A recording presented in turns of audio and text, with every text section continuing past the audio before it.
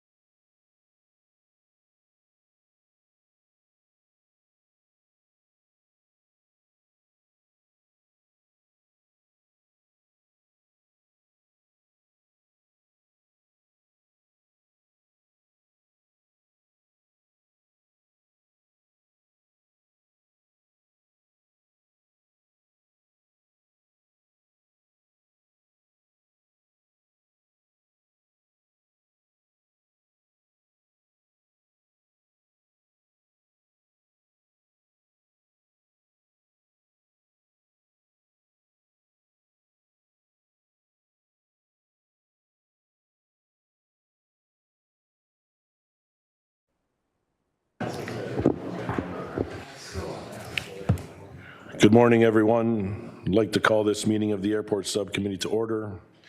A reminder that all electronic devices are to be switched to a non-audible function during committee meetings, and that quorum is present. Item 2, approval of agenda. Madam Clerk, are there any changes to the agenda? Yes, Mr. Chair, there are changes today to the agenda. Added item 5.1, Nick Wood, Vice President of Corporate Land Strategies, respecting the Airport Master Plan, added communication item. And there's one added delegation request for today's meeting, 6.1, Don McLean with Hamilton 350, respecting the Airport Master Plan. Thank you, Clerk. May I please have a mover and seconder to approve the agenda as amended? Councillor Francis, Councillor Kassar. Is there any discussion on the agenda? Seeing none, will require an electronic vote.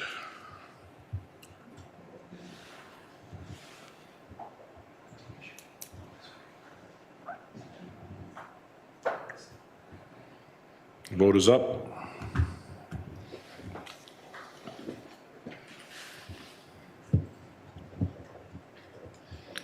And that vote carries 6-0. Item 3, declarations of interest. Are there any declarations of interest? All right, seeing none, we'll move on to item 4, approval of the minutes of the previous meeting, 4.1 from September 11th, 2023. May I please have a mover and seconder to approve the minutes of that meeting? Councillor Wang, seconder is Councillor Taddison. Vote is up.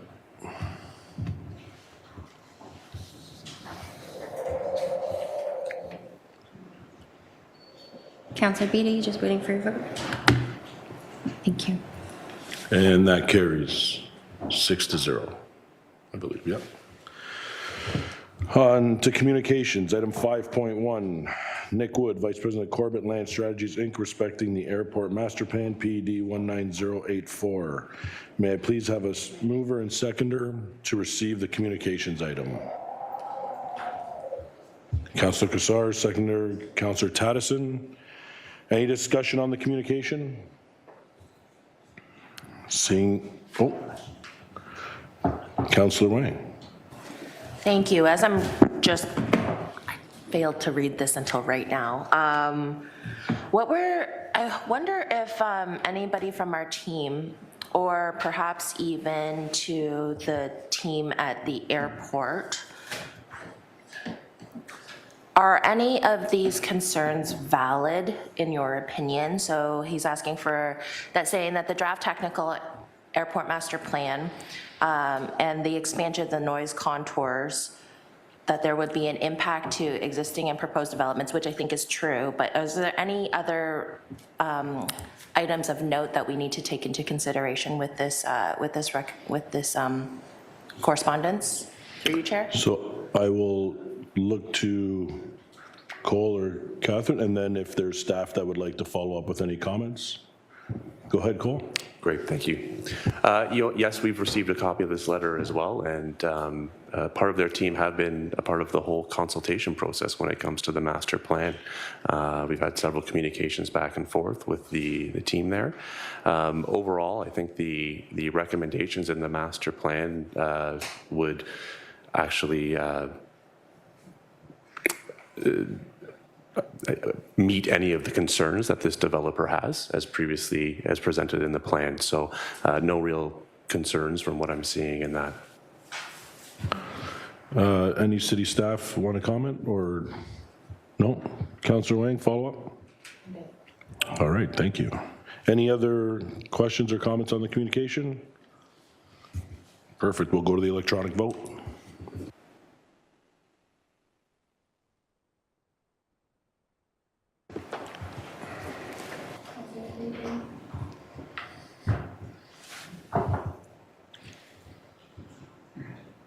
And that carries 7-0. Moving on to delegation requests, 6.1, Don McLean with Hamilton 350 Committee, respecting item 10.1, Airport Master Plan, PED 19084. May I please have a mover and seconder to approve the delegation request for today? Councillor Wang, Councillor Taddison. We're going to vote. Vote is up.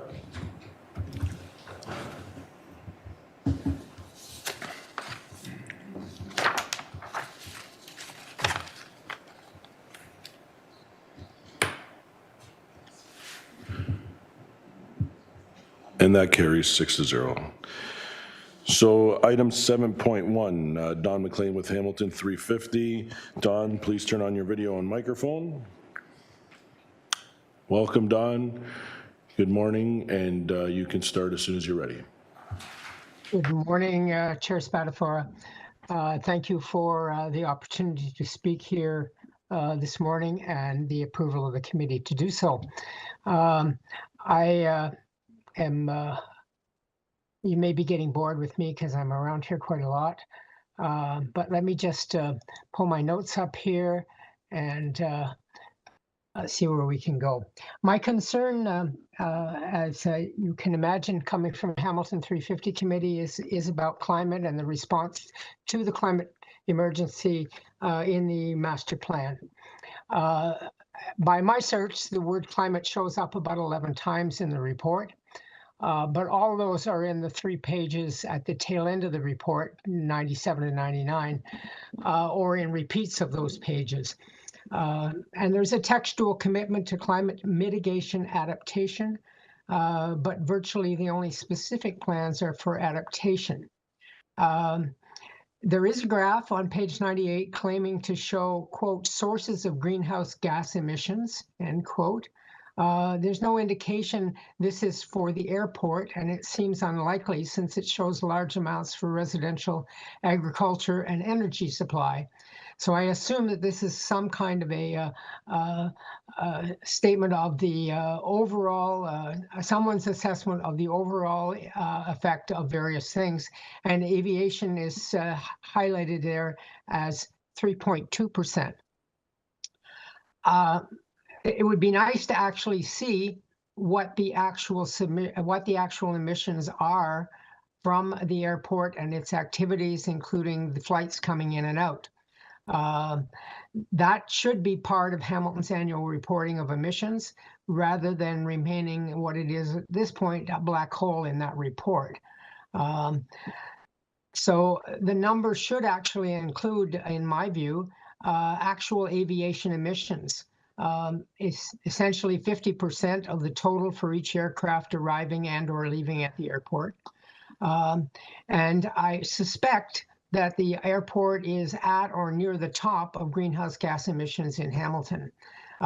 This is the plain reality of aviation as detailed by the climate science. I think the reporting also should include a serious assessment of how emissions could be reduced, including how the airport will achieve the 2030 and 2050 commitments of the City of Hamilton. In the short term, could emissions be reduced by shifting from planes to rail or trucks, ideally electric trucks? Could the use of the airport by private jets be ended, as is being adopted in some parts of the world? Quote that I picked up from the internet yesterday, it's a news story from Europe. One billionaire damages the climate as much with an 11-minute flight as several individuals from the poorer part of the world's population do during their entire lifetime. So these changes may not be part of the business model preferred by Tradeport, but it is the city that owns the airport and it is ultimately responsible for its impacts. I note that the provincial Greenbelt area, which was established in 2005, runs along the southern side of airport property. It's not mentioned in the strategy, and of course it's been a matter of substantial discussion in the recent point, but it's also a significant feature. It's there mainly because of the multiple wetlands stretched along that area and at least 9 streams crossing it. There is no mention of wetlands in the strategy, a reference to the wetlands treatment of, there is one mention, there is a reference to wetland treatment of sewage. There's no mention of biodiversity in the airport lands and how this is being protected and enhanced. I think those are shortcomings. Section 9.2 of the report sets out the goals and objectives of the environmental strategy. The introduction and the 5 items listed offer no hope of environmental improvements. Instead, they're almost exclusively focused on improving the reputation of the airport operators. Nothing problematic about improving your reputation, but it would be nice to actually have some things which are going to benefit the environment. Section 9.4 has more detail. It focuses on climate resilience, which is understood as the adaptation side of the mitigation adaptation phrasing on climate change. Unfortunately, climate resilience tends up being the main interest of those who have little or no interest in actually minimizing climate change, but are being forced, of course, to respond to it. We find some promises here that might be helpful, but they're Don, sorry to interrupt, Don. Are you close to wrapping up? You're at your 5 minutes. I'm close. Okay, so I'll go. I'll slip by that part and just wrap up for you. Yeah, thank you. There is one matter that also that's not touched on here that I think would be useful. It should have been touched on, and that is the PFAS contamination on the airport facility that's migrated downstream to Lake Nyapenco and into the Welland River. So I think those are matters that should be considered within this. I'm not sure. I realize I'm coming in late to this process, so I'm not sure whether there's an opportunity for another version of this, but certainly the airport environmental strategy and climate resilience plan that's promised would be something that would be useful to have now rather than 3 years from now. Thanks very much. Thank you for your presentation, Don. Before I open up, just a reminder, questions of the delegate only, please, no debate. So I will open it up to the floor if there is any discussion for the delegate. Councillor Taddison. Hi, Don. Thanks for your delegation. I'd just like to hear the part that you just had to skip over. Okay. Thanks very much, Councillor Taddison. Let me just get that back up on my screen here. The portion that I Sorry, Don, just 1 second. sorry. Sorry, clerk. Sorry, we just need a motion to extend the time if you wish to hear the rest of the delegation. Thank you. Okay, moved by Councillor Taddison, second by Councillor Cassar. We'll have the electronic vote. How much time though? 2 minutes, Don. That's what you good with that? That's good. That's just fine. Perfect. Thank you very much, Chair vote. Spatafora. Councillor McMeekin's in favor.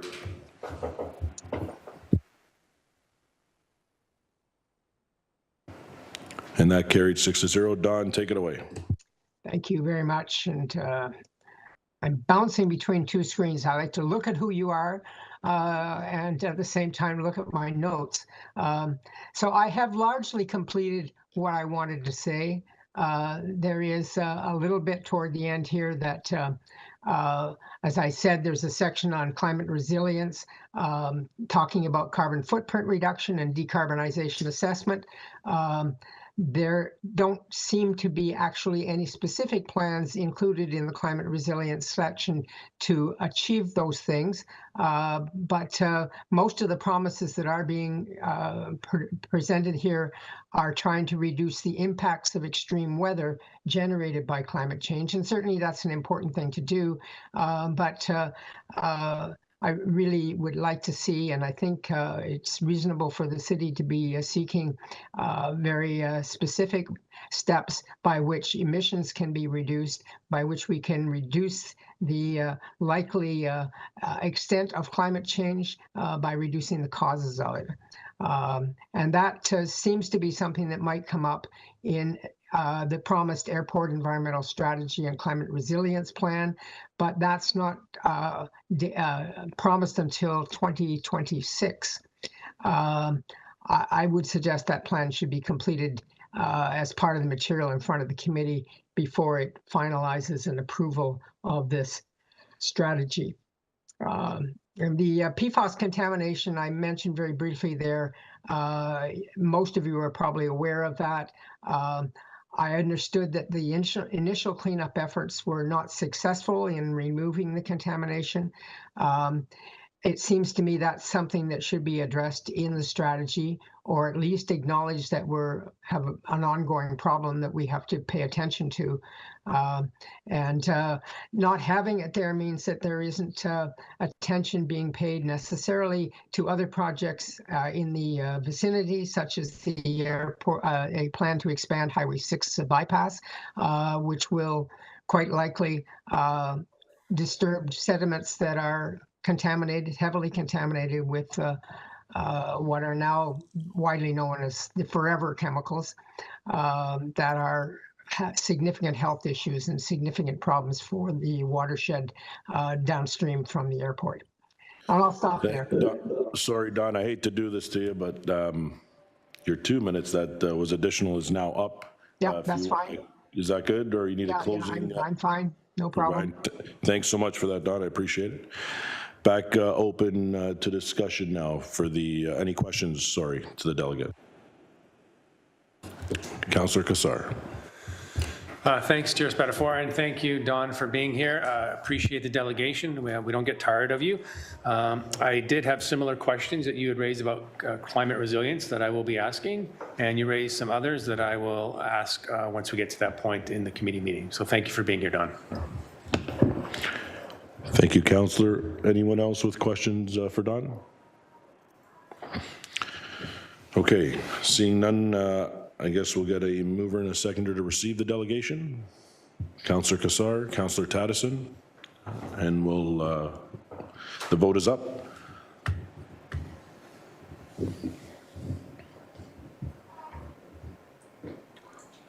And that carries 6-0. Thank you, Don, for your presentation. Thank you for accommodating me today. Okay, moving on to discussion items. 10.1 Airport Master Plan, PED 19084. May I please have a mover and seconder to put the report on the floor? Councillor Wang, Councillor Taddison. Are there any questions on the report? We'll start with Councillor Kassar. Thank you, Chair Spatafora. I did have a number of questions, and if I need more time, please put me on for a second time. Where do I want to start here? Maybe I'll start with the runway expansion, the 0624 expansion.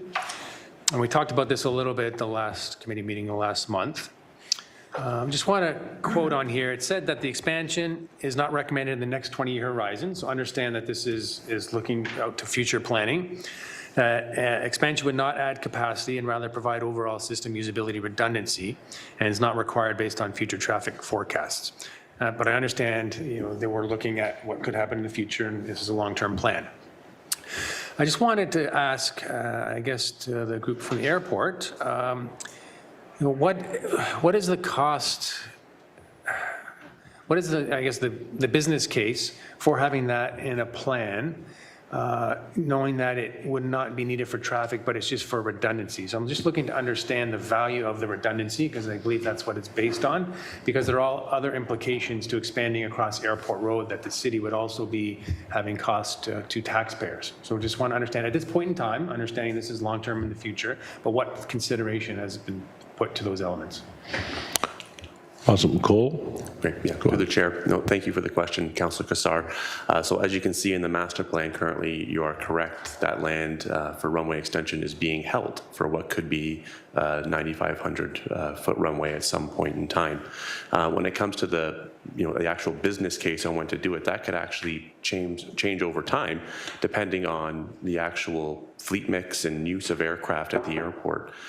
So, though we've stated redundancy in this master plan at the current time is one of the main efficiencies, which is correct.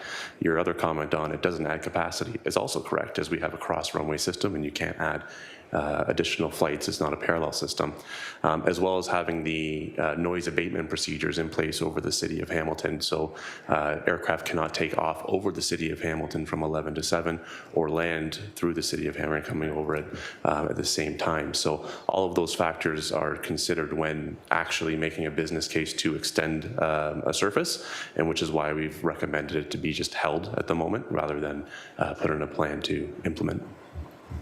Okay, thank you for that answer. So just to summarize for the benefit of everyone watching or everyone here, this is looking the vision and what might be needed. There's provisions put in here on actions that might be taken. I think at a future point, if there is a business case that's required for that extension, we would go through that business case, justification, impact to municipal infrastructure outside the airport, and we'll be making a decision based on all those facts. Is that a fair summary? Cole or city staff? Whoever would like to answer that. Through the chair, Ray Kessler, Chief Corporate Real Estate Officer. That is an accurate summary in terms of when projects such as this that may not happen in the immediate future would be brought forward. There would be a business case supporting it and providing the justification and the impacts and a funding strategy, et cetera, included as part of that process. Councillor? Yeah, thank you for that clarification. Appreciate that. Wanted to also ask a question through you, Chair, that I asked last time. And Cole, you did answer, but I know you weren't feeling well, so I didn't want to push it.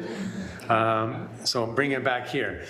It was about the parking expansion land south of the airport, South Airport Road. And my question, which I don't expect anyone would remember, was did you consider the fact that HSR, re-envision, expanding capacity and frequency and service to the area could have potential to reduce the amount of car parking required? Because as is stated in the report several times and through previous meetings, land is at a premium and there's lots of uses. And in my opinion, parking, although facilitates passenger traffic, is the kind of lowest form of land use given everything else. So I think the answer you gave at the time is you just wanted to have flexibility, but I wanted to give another opportunity here because I think there's real opportunity if we're talking about land is at a premium. Because I think, if I recall, that the parking usage is more short-term. So please correct me if I'm wrong there. But there's real value in potentially looking at ways to have people not have to drive to the airport and use land more effectively. Through you, Chair. Cole? Thank you. Through the chair. Yeah, well, you're definitely correct. Land is at a premium, and making sure we utilize it for the most appropriate items at the airport is definitely on the top of our minds as well as when we develop. When we went through the consultation process of the master plan, we did have discussions with HSR as part of this and understood what could be happening in the short and medium term. But when it comes to land, specifically to the south or that is held for parking in general, the good thing about parking is that when you're actually investing in infrastructure there, it could be changed over time. If there is a need, let's just say that comes out from another source of business or commercial activity, if that were to occur. Just as an example, right now, we are looking at a portion of a staff parking lot to actually put a hangar on, as an example of that. So the flexibility is key on it. When it comes to what the future could hold, we have several working groups at Vantages that we're in a part of with respect to parking as to what the future of that could look like. Because as you said, individual passenger parkers, the trend could change over time with respect to using public transit or different modes of transportation like Ubers, Lyfts, even to the point where do you just need the type of charging station at the airport for all autonomous vehicles that could happen at some point. So again, these are on our radar with what could happen. The land as proposed today still gives us that flexibility to adapt to what we think could happen in the future. Okay. Councillor? Thank you. So summarizing, what I take away from that is the master plan and all the elements within it are made with all the information we have now, and they could change, but part of the requirement and to getting into a new lease agreement is to have a plan that we can all agree on, at least with what we know now. Okay. Next question, if I still have some time. You do. Was getting to the questions that Don had raised around climate, and I made the same observation that there is acknowledgement in the report about providing enhanced climate resilience. And there's two ways to look at the climate crisis: is mitigation to slow or prevent, and adaptation to deal with the outcomes. I interpret the resilience as dealing with the outcomes. So I just wanted to give an opportunity to respond to the question that Don asked and that I asked too, because I would expect and would hope that the airport, and I believe you have plans for more mitigation as well as adaptation. So you please comment to that, and I'll probably have some follow-ups, Chair. Go ahead, Catherine. Thank you, through the chair. I think this is a complicated question that both Cole and I will actually answer, if that's okay, and provide some more information on it. And looking to the outcomes of the master plan was to continue with the cooperation with the City of Hamilton in completing the report for the airport's climate resiliency plan, which is well underway. As part of, the management team that you have in Hamilton and Vantage Airport Group, we're working very closely with our sites, but also with industry and with the federal government. So the Canadian government created its aviation climate action strategy that was signed in the fall of 2022. And what that very much has done is look at our sector, which is true is representing about 3.2% or up to 4% of the overall emissions at this point. But they very much put the framework around the strategy on how all the players in the sector actually contribute to the emissions and how we are going to be part of that solution, and what we're currently doing today and what we'll do tomorrow. This plan has a time frame from 2022 to 2030, and we're very closely working with the federal government as well as Vantage Airport Group on its climate action strategies as Cole finishes off the development of his plan for 2024. We started the discussions with the City of Hamilton earlier this summer with the director that's taking on the responsibility of climate action. We actually brought our chief operating officer in for that meeting to just share the vision, and the goals that Vantage has, not only for its global network, but specifically for Hamilton. And there are a lot of wins that we're currently reviewing and looking into that plan. When it comes to what's happening at the airport, it is true that it's the fuel that the aircraft are burning and using. And while that's not something that we can directly control, it's how do we work with our partners and ensure that those carriers also have strategies for the reduction and changes within their environment to further improve progress towards their goals on reducing their carbon footprint. When it comes to the airport itself, we're considering the ground operator, and what is it that we can do with our facilities, reducing the airport's footprint and its use of energy and reduction of fossil fuels, and how do you electrify. And that's where we are right now is, being an operator that's going to ensure that we're supporting the other operators within this ecosystem so that they are advancing their priorities in their own lane, as well as being the airport operator that's actually developing and executing on that plan that will allow us to achieve our initiatives.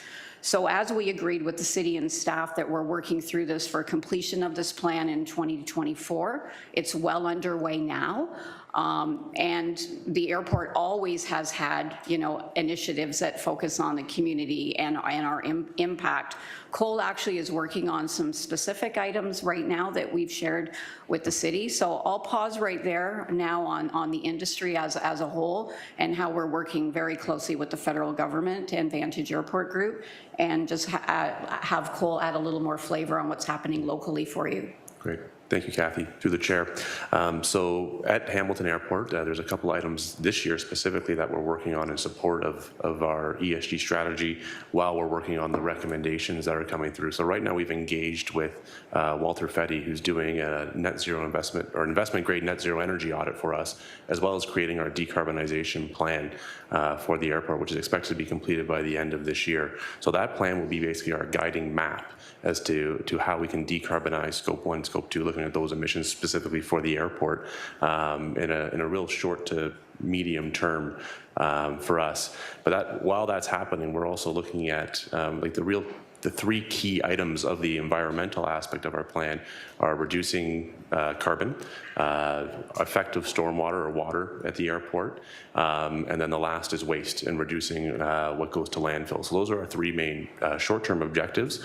Walter Fedde already talked about creating the decarbonization plan being one of the main ones, while we also work on short-term items as simple as purchasing a tractor to reduce the amount of times a loader has to go from an apron to a snow dump area, where we can just load the tractor full of snow and do that one trip instead of 10. So real short-term wins along the way.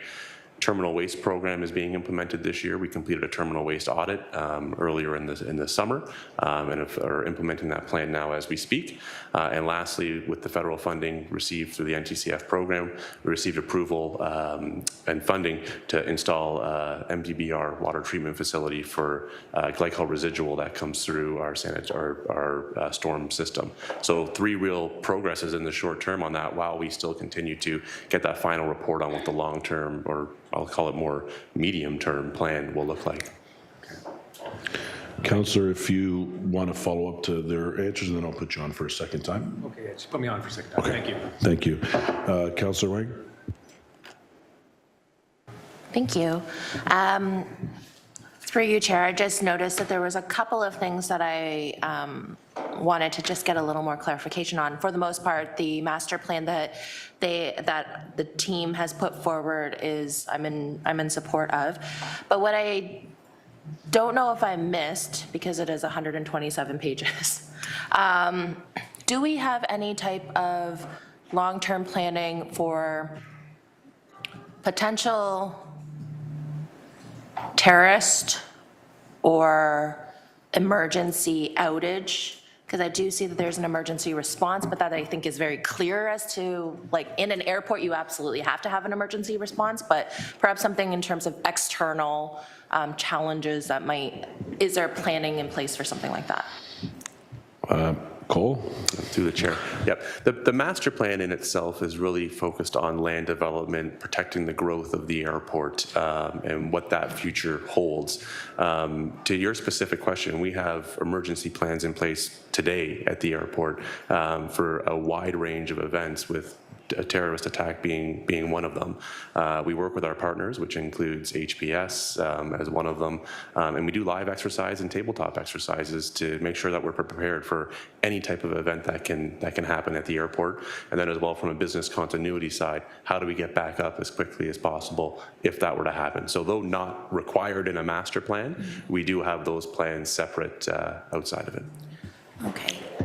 Councillor? Thank you. I just, for me, I was just saying that because sometimes these disaster mitigation or emergency planning sometimes does require additional land use specific to resourcing and more barns for things to be put in there. So I'm thankful for Mr. Horncastle with his explanation.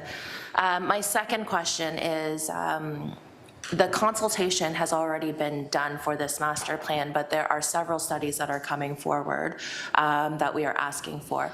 One of which is going to be the noise exposures, and actually your neighbor is the Six Nations. And I know I've brought this up to you previously, but will there be consideration for some level of consultation with the Six Nations, just so that they can get a better understanding of this master plan, but also any type of noise moving forward? They brought it forward to myself that they felt that they could hear some more sounds over the course of business, which I know hasn't changed because runways don't move or anything like that, but I did notice that is left out from the stakeholders and consultation. So through you, Chair, is that something that you'll do for future studies? Cole? Yeah, through the chair. So just to provide some clarity on the NEF comment that is in the master plan. The recommended NEF contours are completed. Mm-hmm. They are in the master plan. The recommendation is there on how the city can move from the current official plan onto the recommended at some point in time, which we'll gladly work with city staff on as to what the appropriate timing would be for that.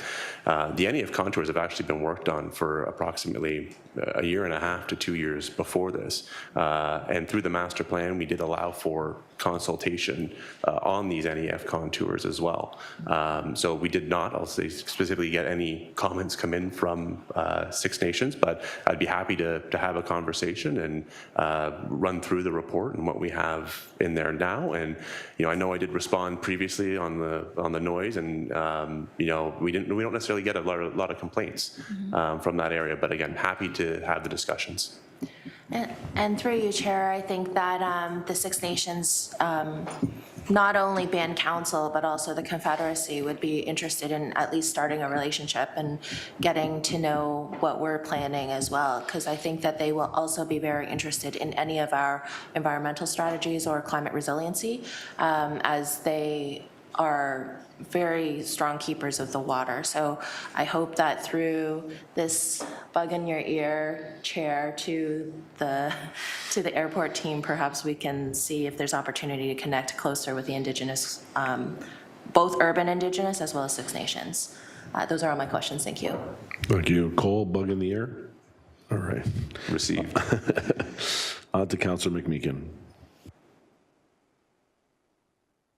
Thanks, Tammy. Tammy raises a good point about our Indigenous friends, and lest that becomes a problem down the road. I think you don't need to be forewarned that that's a really important component, because sometimes that can throw wrinkles into things that can be unexpected. But I want to highlight that all of the concerns that Councillor Wang raised are present in the non-Indigenous community in that area too, and Byron's, it has to do with the contours and the noise and development and potential development and grid studies and all that sort of stuff. Just an observation, and I'm glad I just missed by a couple of minutes the discussion on the contours. That's all federally regulated, as I understand it. Through the chair. Yeah, so the actual contours themselves are based on modeling provided by Transport Canada at the federal level, and that's the program that ourselves and our consultants utilized to create the recommended contours. That's important, because it's not like somebody can wave a magic wand and just change all of that. Years and years and years of planning based on evidence and some set of principles to ensure the greatest outcome, greatest good. So I appreciate that. I'm assuming that this master plan has at some stage recently been shared with the feds and the Ministry of Transport federally. They're aware that you're working on a master plan and they've seen it? The master plan itself, again, that would be part of the consultation process if someone wanted to come through. We're happy to share this document. Will be public. It already has been since the last meetings, but there is no requirement to share the document with the federal or any ministries there. But again, as part of this document being public, it's readily available. Yeah, my advice would be that you try to be proactive on that front. Just, because you never know, there could be an opposition MP who comes up with some brainwave that might mitigate negatively. Okay, I love the expression master plan is a vision, and there's no rigid connection between the negotiating strategy and approving the visionary statement. Those are two separate things. I'm assuming we're ready to go with the master plan, and that implies, but doesn't drive the whole issue of the settlement. So it would make that observation. I had one tricky kind of concern. I remember, Ray, I think you said at the last meeting in response to one of my smart-ass comments, I apologize, by the way, for that, about there being a need for 11 studies, 10 of which have been completed, only one of which needs to be done. And I was interested that there's 7 more with some other here in the context of the official plan. I'm assuming that when we talk about completion in a timely manner, that implies a covenant that these studies will be ongoing. There's no there's no magic date for all of them to be completed that would put in jeopardy our enthusiastic endorsement of a plan. By the way, I read over twice. I think it's phenomenal where we're heading. So that the studies will, of necessity, be ongoing studies, I'm assuming. Ray, is there a magic date? So through the chair, I think what you heard today, some of those studies are actually underway and some of them are probably close to completion. Others will require a little bit of time to do. I'm not certain that we set an outset date. I can be corrected if I'm wrong on that. But our expectation is the ones that have been identified there are likely to be completed within about a year or so. And so, to your point around ongoing studying, I think there's certainly expectations that as things change, and I think we've heard earlier as well, that certainly this is a plan with a 20-year vision and sometimes even beyond. A lot of things happen. I think even our experience through COVID and the impact on the airport, among other places, but particularly, we've seen some changes. The behavior of the industry players and really, I mean, Kathy, I think, can probably speak, and Cole can speak more eloquently to this, but there have been a lot of changes. Even to this day, we're seeing how the various carriers are adapting their plans and what services they're providing. Even on the cargo front, we've seen a massive increase in that at the airport. I'm not sure that we anticipated it quite the way that it did, but COVID certainly precipitated an acceleration of some of that. And so in that context, I fully expect things to change in the next 20 years. This plan will be updated a number of times between now and 20 years from now to take into account those changes. And in that regard, these types of studies will have to be repeated from time to time as appropriate. I think all we're doing right now is articulating the fact that, these are really important for the city, so that as we do our capital planning and our projects with regards to infrastructure that the city owns and is looking to possibly expand to support not just the airport, but also adjacent industry and businesses, that, these studies will actually provide the sort of support to the work that the city is doing, as well as, assist the council with regards to decision-making around the prioritization of capital funding and even taxation in some regards. That, through you, Mr. Chair, that's a very fulsome and helpful answer. The whole idea of a partnership is attempting to do everything we can to ensure that together we can achieve some things that we wouldn't achieve apart. And I think one of the things I celebrate or want to celebrate and think we deserve to celebrate in reviewing the document and some of the machinations that have got us to this point is that we actually are doing a good job of partnering, looking at the kinds of things that you can look it up in the dictionary, machinations, M-A-C, she's chuckling over there. But the contingencies that we have applied here have been really helpful, and it's good to know that we all acknowledge that change is probably the only constant here, and something that we need to be aware of and be willing to adjust to. And I think, Ray, you've covered that very well in the summary that you presented. Thank you, sir. Thank you. That's me. Thank you, Councillor. Councillor Tattison.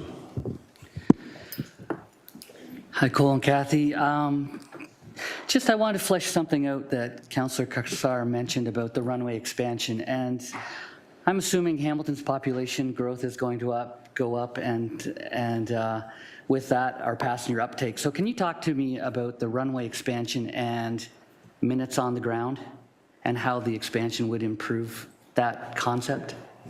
Cole?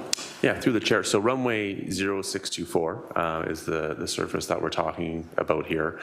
Just for some information, runway 1230, which is our primary runway right now, has a Cat 2 ILS approach on it, and it has a usability percentage of about 99.6%. So that means only about 0.4% of flights would have an impact on a certain hour or two during the year, and they wouldn't be able to land in likely any conditions that the airport could. It was basically like a very low fog or very low visibility. So with respect to that, our current runway 1230 can handle traffic almost all of the time, is what I want to get taken away from that. When it comes to if runway 0624 had the business case to support an extension, really minutes, it kind of depends on where the aircraft is taxiing from as we strive for different developments, as you can see in this master plan, as to where that could happen. So let's just say from our main apron, it would be likely an extra minute and a half to 2 minutes to get to runway 1230. We're not talking a significant amount of time here, or to compare, like other airports may have 5 to 10 minutes to get to a certain surface. We're really not talking about that right now. So it's very much a small pattern, but to your comment, Councillor, minutes matter to many of our operators, right, at the end of the day, and we want to make sure that we're providing the services to get them where they need to as quickly as possible. Councillor? So, and forgive me for not knowing the correct terminology, but I'm thinking the side lanes adjacent to the airport, so that's what you're talking about, where we're going to gain that minute? Like basically parallel taxiways would add more capacity to the airport over time compared to a runway extension. And that would basically, what that does is allows for aircraft to wait for departure in line compared to the use of the extra surface. So is the parallel taxi lanes being considered without the expansion to the length of the one runway? Correct. Yeah, in the master plan, you can see specifically along runway 1230, parallel taxiways that are in the longer term vision there. Okay, thanks. No more questions. Thank you, Councillor. Councillor Kassar for a second time. Thank you, Chair. I just wanted to pick up where I left off there around our climate. Which is the biggest challenge facing us right now. So figuring out how to operate the airport in a way that deals with the climate emergency. So Don had asked a question, I had a similar question about reporting on greenhouse gas emissions, what's done today. And I understand there's the ground operations that you can control, and then there's air traffic, which out of control. I understand that. So the question through you, Chair, is what reporting is being done today, and then what is envisioned through the work that's being done, please? Cool. Very good. Great through the chair. So we have a couple methods that are on how we disseminate information right now with respect to some of the accomplishments we have, but then as well specific statistics. Our year-end report provides a lot of the overviews of the objectives that we completed in a given year with respect to our ESG program. As well through the Vantage Network, we have an environmental report that goes out. We've got 2 reports out now, Better Futures and People Driving Change, that provide a bit more statistics with respect to our carbon footprint at the airport. So that is being done today and is accessible. Lastly, is we have a membership with ACA, the Airport Carbon Accreditation Program, and that's where we provide a lot of statistics to as well that drive into these 2 reports. Thank you. And just to clarify through you, Chair, does it have specific greenhouse gas emissions, and does it delineate between ground operations and air traffic? It does not delineate between the 2. It's very much scope 1, scope 2, what we can control at the current point in time while we work with our partners on how to impact scope 3.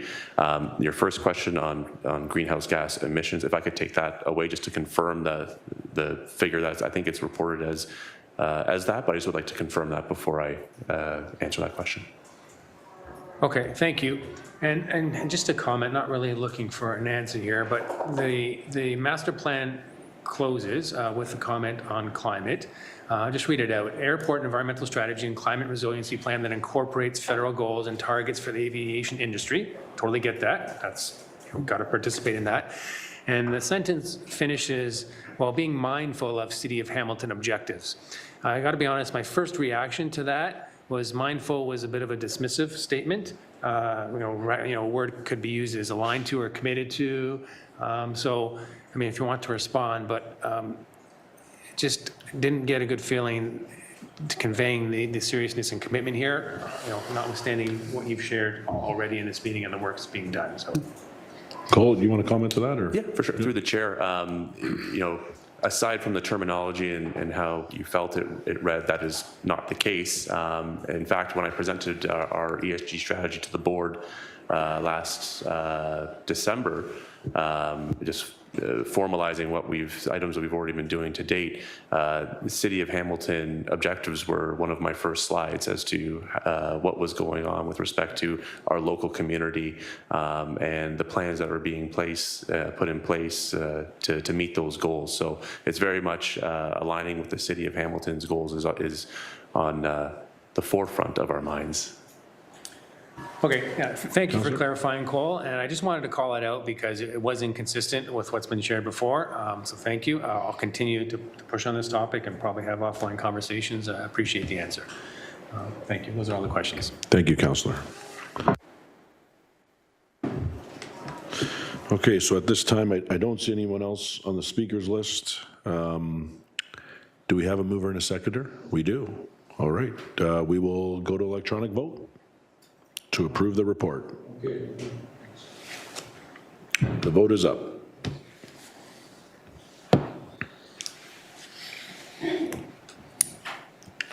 And that carries 7-0. Moving on to motions, I'm going to call on Councillor Cassar. We spoke earlier. Sorry, a notice of motion. My apologies. Notice of motion. Councillor Cassar. Yeah, thank you, Chair Spatafor. As I'd indicated offline to staff and to the co-chairs, in the future wanted to bring a motion just regarding the current lease so that this committee could understand the terms of the lease at the appropriate level and how those terms have been satisfied. I think that would be important grounding as the next step after improving the master plan here is to next year, I believe, get into the negotiation of a future lease. So just have that as a notice of motion at this time. Clerk, it's staying as a notice, so do we want to complete the notice now so everybody sees it and put it in, or do you want to work with Councillor Cassar to finalize the wording? Through the chair, if I can work with Councillor Cassar on the wording, and then we'll bring it at a future. Yeah, and with the appropriate staff too. So it's not developed yet. It's just Perfect. high level. Thank you, Councillor. So we're moving on. General information, I don't see any at the time. 14, private and confidential. May I please have a mover and seconder to approve the closed session minutes from September 11th, 2023. Councillor Taddison, Councillor McMeekin. We'll have the vote. And the vote is up.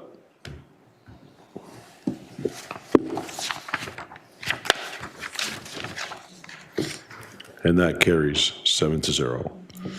And item 15, adjournment. Councillor Taddison, Councillor Francis. We'll have an electronic vote. The vote is up.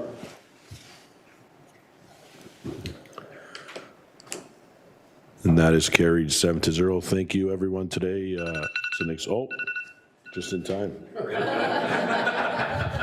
Have a great Thanksgiving, and thank you to everybody for your work on this. Take care. See you, Councillor Beatty. Thanks, Chair.